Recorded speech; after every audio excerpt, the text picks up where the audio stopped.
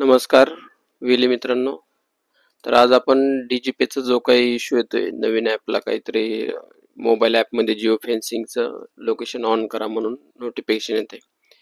ज्यांचं काहींचं already location वगैरे होतं सॉल्व, तरी पण आता नवीन मोबाईल ॲप आल्यामुळं काहींना तो इश्यू येतोय. तर आज आपण एक वेलीचं डायरेक्टली इनिडेक्सवर लाईव्ह जे काही सोल्युशन आहे ते सोल्युशन आज तुम्हाला दाखवणार आहोत. तर आज आपण ज्यावेळेस तुम्ही क्रोम मधून डीजीपे लॉग इन करताय, डीजीपे लॉग इन केल्याच्या नंतर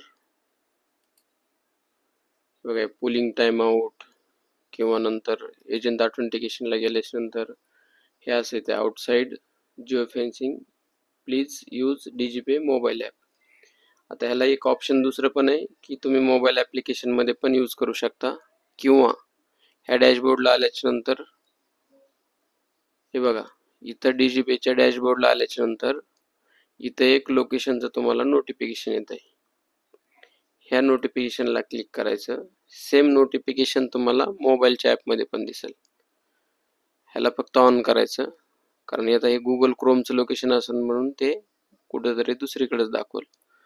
पण परत डॅशबोर्डला जा. डॅशबोर्डला गेल्याच्या नंतर परत एकदा ट्राय करा.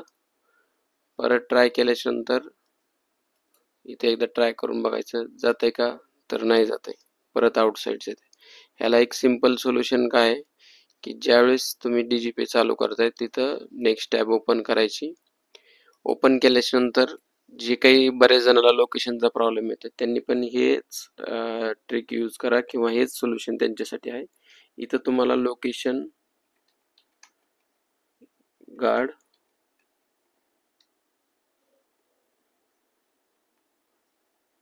V3 लोकेशन गार्ड V3 हे घ्यायचंय. हे घेतल्याच्या नंतर तुम्हाला त्याची प्लगइन जी असते गुगलला, शक्यतो काय करायचंय की तुम्हाला जी काही प्लगइन आहे ना त्या प्लगइनला तुम्हाला इथं तुमचा जीमेल असला पाहिजे लॉग इन. कारण काय होते, तुम्ही ह्या क्रोमवरती जर तुम्ही सेटिंग करून ठेवली, ज्यावेळेस तुम्ही नेक्स्ट टाइम तुम्ही लॉग इन करतात तर ते लॉग इन करताना तुम्ही नेक्स्ट कोणतं तरी गुगलचं गेस्ट किंवा कोणतरी पेज असं क्रोमचं ओपन करतात. मग ते काय होतं की त्यावेळेस त्याची सेटिंग तिथं नसते, मग ते डबल तुम्हाला तो लोकेशनचा एरर येतो. आता हे जीमेल आहे यांचा, तर इथं तुम्हाला लोकेशन गार्ड V3 ला क्लिक करायचंय. क्लिक केल्याच्या नंतर त्याची एक प्लगइनचं पेज ओपन होईल आणि तिथं तुम्हाला लोकेशन गार्ड V3, पहिले आपण लोकेशन गार्ड वापरत होतो, आता ते लोकेशन गार्ड क्रोमवाल्यांना ब्लॅकलिस्टेड टाकल्यामुळं ते आता ते पहिले घेत नाही. तर आता घ्यायचं आपल्याला लोकेशन गार्ड V3, त्याचंच व्हर्जन आहे, नेक्स्ट व्हर्जन आहे.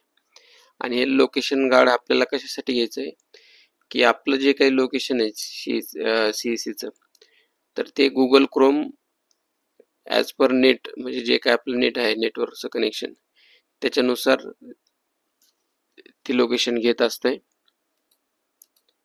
एक मिनटं, यांचं नेट डिस्कनेक्ट झालं वाटतं, तर पण परत त्यांचं डिस्कनेक्ट झालं होतं. तर हे बघा परत हे केलं. इथं गुगल क्रोम जे आहे तिथं ॲड क्रोम करायचं आहे. ॲड क्रोम केल्याच्या नंतर परत तिथे ॲड एक्सटेन्शन म्हणून येतं, त्याला परत ॲड एक्सटेन्शन करा. ॲड एक्सटेन्शन केल्याच्या नंतर गुगलचं जे काही बुकमार्कचं हे पेज आहे इथं तुम्हाला त्याची जी प्लगइन आहे एक्सटेन्शन ते तुम्हाला डाउनलोड झालेलं दिसेल. हे बघा आलं एक्सटेन्शन. आता ह्याला काय करायचं, ह्याच्यावरती क्लिक करायचं. तर जेवढे काही तुमच्या गुगल क्रोम मध्ये एक्सटेन्शन असतील, तर बरेच जण काही जण वापरतात ॲटोफिलचं वगैरे एक्सटेन्शन असतं, म्हणजे एक पॉपअप येतो इथंच सेटिंगचा वगैरे पॉपअप आल्याच्या नंतर तुम्हाला इथं ऑप्शन वरती क्लिक करायचं आहे. ऑप्शन वरती क्लिक केल्याच्या नंतर इथं डिफॉल्ट लेवल एक येते, तर त्या डिफॉल्ट लेवलवरला काय करायचं तुम्हाला, इथं मिडियम आहे ना, तर मिडियमच्या ऐवजी तुम्हाला यूज फिक्स्ड लोकेशन करायचं आहे. म्हणजे तुम्ही जे काही गुगल क्रोमचं तुमचं लोकेशन घेणार आहे तर ते तुमचं फिक्स झालं पाहिजे. त्याच्यानंतर तुमचं इथं प्रायव्हसी लेवलला जायचं.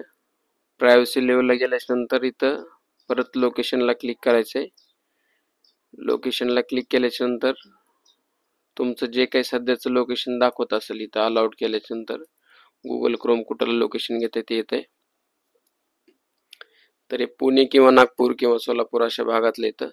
तर ह्याला येत झूम आउट करायचं आणि आपलं जिथं काही लोकेशन असेल, हे बघा त्यांना सोलापूर आलं, हे नेटवर्कच्या लोकेशन नुसार येत असते. बघा यांचं लोकेशन आता जामखेड आणि आष्टीच्या मध्ये. तर इथं हे बघा इथं करेवडगाव. तर आता हे जे लोकेशन आहे हे गाव दाखवते त्यांचं. ह्याला थोडंसं झूम इन करायचं म्हणजे ऍक्च्युअल जिथं काही समजा गावाचं लोकेशन असेल तिथं तुम्हाला पॉइंट आउट करायचं याच्यामध्ये.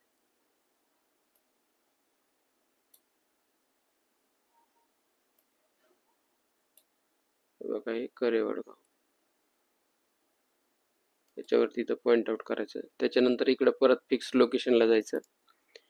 फिक्स लोकेशनला गेल्याच्या नंतर परत तसंच लोकेशनला सिलेक्ट करायचं. तुमचं प्रॉपर लोकेशन जे काही असेल समजा ते येते. त्याच्यानंतर परत याला झूम आउट करायचं.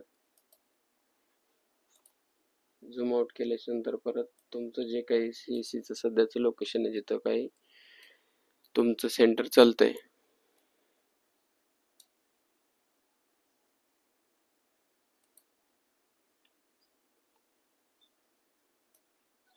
त्या लोकेशनला जाऊन तुम्हाला ते परत तिथं लोकेशन तुमचं सेट झाल्याच्या नंतर परत नाही येणार. हे बघा एकदा तुमचं हे लोकेशन तुमचं फिक्स झालं, ही एक्सटेन्शन मध्ये तुमचं लोकेशन आता हे फिक्स झालेलं आहे. कारण आपण ऑप्शन मध्येच काय घेतलं होतं, इथं मिडियमच्या ऐवजी डायरेक्ट फिक्सर घेतलेलं, त्याच्यामुळे तुमचं लोकेशन आता फिक्स झालं. बाकी याच्यामध्ये तीनच सेटिंग आहेत. एक ऑप्शन मध्ये हे डिफॉल्ट, प्रायव्हसी लेवल आणि फिक्स लोकेशन एवढेच करायचे. त्याच्यानंतर डायरेक्टली DGP ओपन करायचं. DGP ओपन केल्याच्या नंतर तुम्हाला इथं रिफ्रेश पेज करायचं. एकदा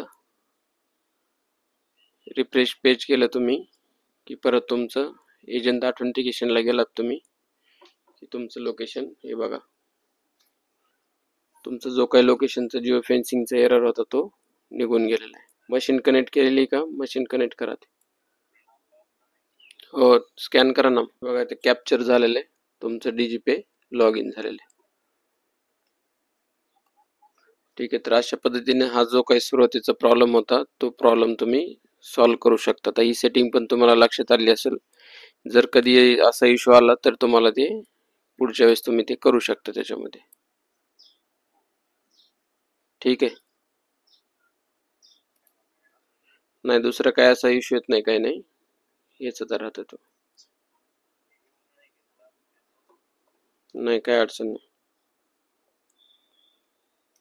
तर वेली मित्रांनो लक्षात आलं तुमच्या की DGPचा जो काही हा इश्यू आहे तो इश्यू तुम्हाला याच्या प्रकारे तुम्हाला सॉल्व्ह करता येतो. ज्यांना पण लोकेशनचा कधी प्रॉब्लेम येईल अशा प्रकारची सेटिंग करायची आणि ते तुमचा प्रॉब्लेम सॉल्व्ह होऊन जाईल.